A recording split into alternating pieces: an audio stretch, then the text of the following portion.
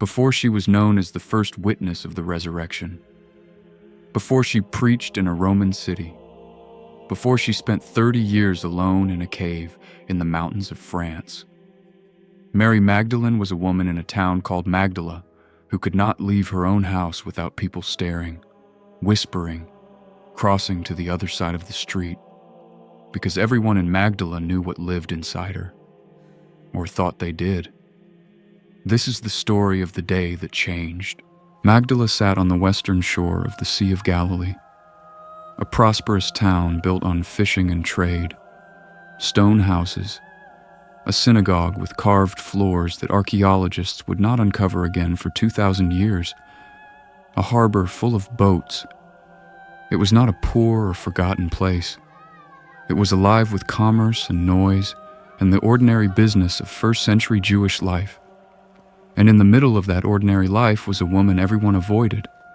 The Gospel of Luke gives us one line about what her life was like before Jesus.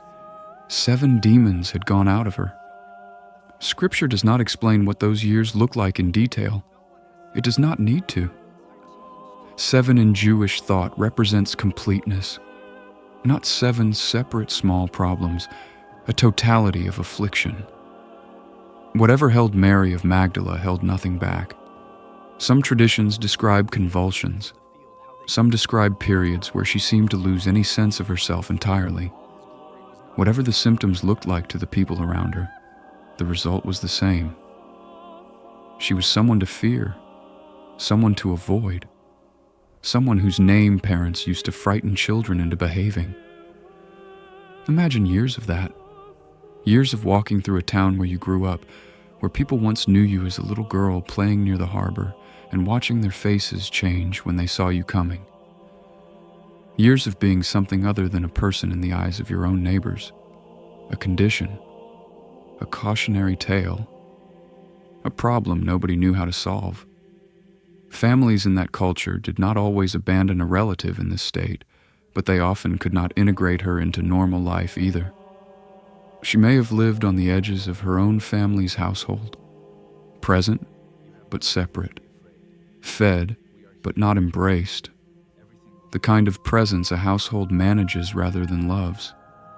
And then a rabbi from Nazareth began traveling through Galilee. By the time the stories about him reached Magdala, they were already strange enough to dismiss.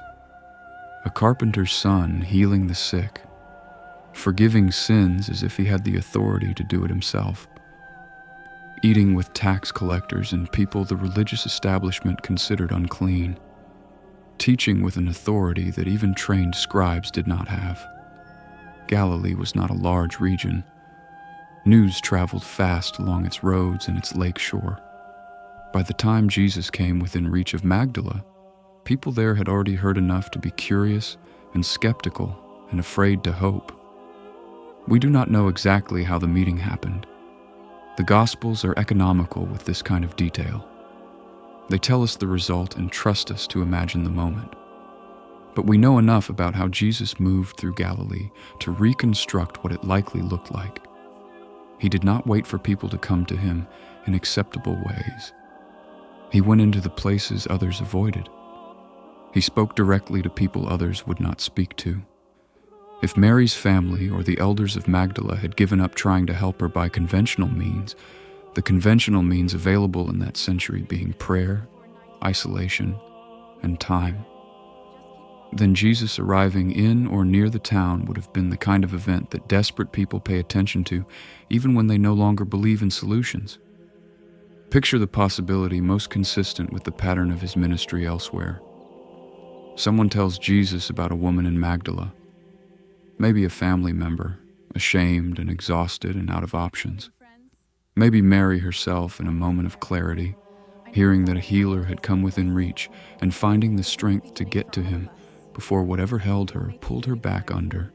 Maybe he simply encountered her, the way he encountered the man among the tombs in Gerasa, the way he encountered blind Bartimaeus on the roadside. Jesus had a consistent pattern throughout his ministry of noticing the people everyone else had stopped seeing. Whatever the path that brought them into the same space, the result is described in a single sentence by Luke and confirmed by Mark. 7 demons came out of her. No ceremony described, no prolonged ritual, no negotiation. The Gospels record Jesus' authority over this kind of affliction as immediate and complete wherever it appears. A word, a presence. And whatever had occupied years of her life was simply gone. Try to imagine the moment after. Not the deliverance itself, but the seconds and minutes that followed. What does a person do with a mind and body that are suddenly, completely her own again after years of not being so? The Gospels do not record her words. They do not record her tears, if there were tears, or her silence, if there was silence instead. They record only what she did with what came next. She followed him, not for a single afternoon, not for the length of one miracle's gratitude. Luke chapter 8 tells us plainly that Mary Magdalene became one of several women who traveled with Jesus and the 12, providing for them out of their own resources. This detail matters more than it might first appear. Women of means in first-century Judea generally did not travel with itinerant rabbis. It was not the custom. It risked reputation, safety, and standing in a society where a woman's public movements were carefully watched. Mary Magdalene did it anyway. She had money or property of her own, and she used it to fund the ministry of the man who had given her back her life. From that point on, every place Jesus appears in Galilee and Judea, Mary Magdalene is implicitly or explicitly part of the picture. She is among the women named when the Gospels describe his traveling companions. She is present, the Gospels tell us specifically, even when most of the men closest to him are not. She does not disappear into the background of his ministry the way many people he healed presumably did, returning to their ordinary lives, grateful but separate. She stayed. That single decision, to stay, to keep following, to keep funding, to keep showing up, is the hinge on which the rest of her story turns. The woman who would run to an empty tomb 3 years later. The woman who would stand at the foot of a cross when trained fishermen fled into hiding. The woman who would cross the Mediterranean Sea and preach in a Roman forum and spend 30 years alone in a mountain cave in devotion to a presence she first encountered on an ordinary day in an ordinary town on the shore of a lake she had known her whole life. None of it happens without this moment. The moment a rabbi from Nazareth looked at a woman the rest of Magdala had stopped looking at and saw someone worth saving completely. What is remarkable, looking back across the full arc of her life, is how the ending mirrors the beginning. She spent years as someone occupying space at the edge of normal life, present, but not fully seen.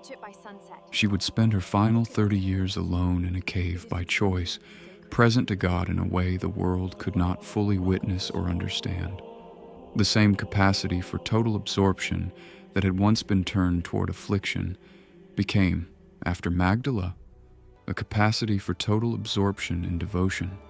Whatever made her susceptible to being consumed by darkness was the same intensity that, redirected, made her capable of crossing seas and decades in pursuit of light. The 7 demons are not the most important detail of this story, as strange and dramatic as they sound to modern ears. The most important detail is smaller and easier to miss.